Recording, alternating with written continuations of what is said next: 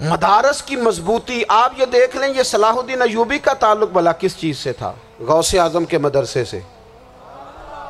حضور غوث اعظم کے مریدوں کی جماعت اس کے ساتھ شامل تھی۔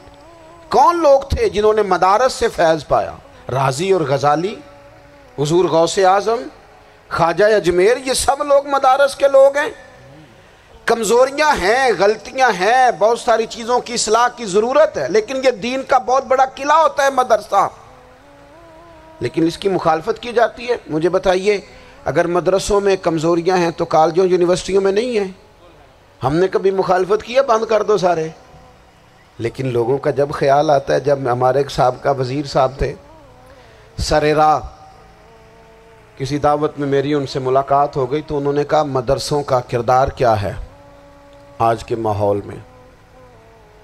میں نے انہیں کہا کہ مختلف کورسز آپ کراتے ہیں نا، تو اس کے لیے پھر مختلف ویکنسیز ہوتی ہیں۔ جہاں بچوں کو مدرسے کا کورس کرایا جاتا ہے تو استاد بننا ہوتا ہے، اس نے خطیب بننا ہوتا ہے، مسجد کی ڈیوٹی کرنی ہوتی ہے۔ میں نے کہا آپ بالکل کوئی حکومت سرپرستی نہیں کرتی، لیکن اللہ کا فضل ہے، کبھی آپ نے کوئی مسجد سنی ہے جس میں جمعے والے دن مولوی نہ ملا ہو جمعہ پڑھانے کے لیے؟ کبھی آپ کو رمضان میں ایسی مسجد ملی ہے جس میں قرآن مجید سنانے کے لیے حافظ نہ ملا ہو؟ یہ ہو سکتا ہے کسی حافظ کو مسجد نہ ملے۔ تو مدارس کے ذمے جو کام تھا مدارس نے جم کے کیا ہے اور ڈٹ کے کیا اللہ کے فضل سے۔ اور مدارس کے لوگوں کو بھی کمزور نہیں پڑنا چاہیے، کبھی کسی وزیر مشیر مالدار کے روب میں نہیں آنا چاہیے، قطعاً نہیں۔ کیوں؟ کہ یہ وہ عظیم لوگ ہیں رسول اللہ صلی اللہ علیہ وسلم کے دین کے غلام، کہ ابھی ایک لفظ نہیں پڑا ہوتا الف با تا سا، پہلے دن گھر سے نکلتے ہیں تو حضور فرماتے ہیں اللہ کے فرشتے ان کے پیروں کے نیچے پر بچھا بھی دیتے ہیں، پہلے دن اتنا بڑا اعزاز ملتا ہے۔ تو حضور کی محبت کا تقاضا ہے، دین کا کوئی کام کیا جائے۔ ایک خاتون مسجد نبوی شریف میں جھاڑو دیتی تھی، پر کوئی کام تو کرتی تھی نا۔ اور کس مسجد میں؟ جہاں 70,000 فرشتے صبح آتے ہیں 70 شام آتے ہیں، اس مسجد میں وہ خاتون جھاڑو دیتی تھی۔ بخاری ہے، جب ان کا انتقال ہو گیا صحابہ نے سوچا کہ حضور کو تکلیف ہوگی، بغیر بتائے جنازہ پڑھ دیا۔ حضور صبح تشریف لائے، تازی قبر دیکھی، اور محبوب وہ ہیں جو فرش پہ کھڑے ہو کے عرش کی خبریں دیتے ہیں۔ نبی پاک علیہ الصلوۃ والسلام نے فرمایا کہ مجھے اطلاع کیوں نہیں دی اس کے انتقال کی؟ یہ کرم دیکھو، کوئی ڈیوٹی تو کرتی تھی نا یار، پر خلوص سے، پر پیار سے، پر اللہ کو راضی کرنے کے لیے، پر درد دل سے۔ اور دین کی ڈیوٹیاں کرنے والے دوستو سنو، حضور صبح آئے، قبر کو دیکھ کر فرمایا مجھے کیوں نہیں بتایا؟ یا رسول اللہ آپ کو تکلیف دینا مناسب نہ جانا؟ تو قبر پہ کھڑے ہو کے حضور نے فرمایا صف بناؤ میں دوبارہ جنازہ پڑھاؤں گا، صف بناؤ میں دوبارہ جنازہ پڑھاؤں گا۔ کوئی ڈیوٹی تو۔ تیسرا تقاضا حضور کی محبت کا، سمجھو میں بس بڑی جلدی بات سمیٹنے لگا ہوں، حضور کی امت سے پیار کرو، یہ نبی پاک کی محبت کا تقاضا ہے۔ حضور اس بندے سے بڑے راضی ہوتے ہیں جو حضور کی امت سے پیار کرتا ہے۔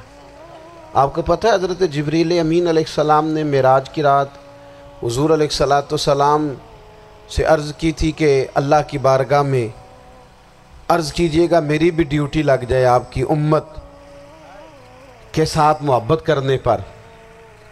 تو یہ کیوں کہا تھا انہوں نے؟ علماء نے لکھا اس لیے کہا تھا کہ حضرت جبریل بھی جانتے ہیں کہ حضور کی امت سے محبت کی بات کی جائے نا تو نبی پاک راضی ہوتے ہیں۔ امت سے پیار کرو گے نا، امت سے۔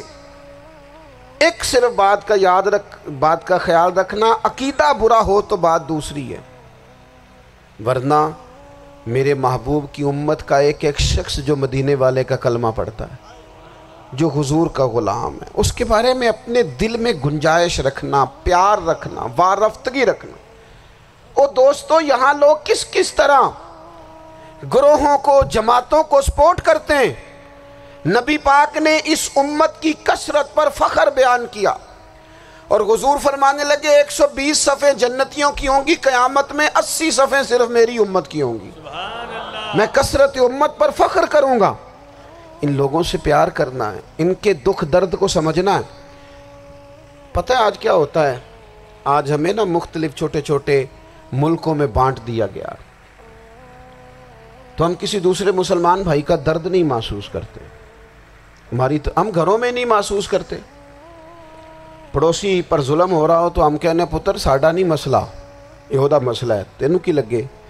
حالانکہ پڑوسی کی آگ اس لیے بھی کسی وقت بجھا دینی چاہیے کہ پڑوسی کی نہ بجھائی جائے تو اپنا گھر بھی زاد میں آ جاتا۔ آج امت مسلمہ سے ہمیں بس لگا دیا گیا اپنے حصے کی روٹی کماؤ، اپنے حصے کی کوٹھی بناؤ، اپنے حصے کی گاڑی خریدو، اپنے حصے کا۔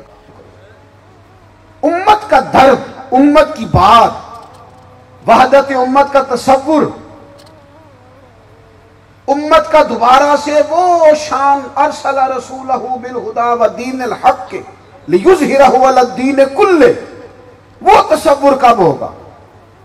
اس وقت ہوگا جب ہم بات امت کی کریں گے۔ نبی پاک علیہ السلام نے فرمایا مسلمان کی مثال ایک جسم کی طرح ہے، جسم کے ایک حصے کو تکلیف ہو تو سارا آزمائش میں آ جاتا ہے۔ مجھے بتاؤ یہ انگلی درد کرتی ہو، یہ انگلی جسم کا حصہ ہے نا، تو میرا خیال ہے دماغ یہ کہہ دے گا کہ انگلی کی درد ہے نا منو کی لگے، دل کہہ دے گا کوئی نہیں ٹینشن لینے، انگلی کا مسئلہ ہے نا۔ ایسا نہیں ہوتا، بلکہ جب انگلی میں درد ہوتی ہے تو دماغ منصوبہ بندی کرتا ہے کہ اس کا علاج کیسے ہو سکتا ہے، دل پریشان ہوتا ہے، پیر چل کے جاتے، ہاتھ وہ دوائی وصول کرتے، دانت اسے چبا کر، حلق اسے نگل کر، معدہ اسے ذخیرہ کر کے جسم میں پھیلاتا ہے، پھر جا کے انگلی شفا پذیر ہوتی ہے۔ ایک حصے کو درد ہو تو سارا حصہ کام پہ لگ جاتا ہے۔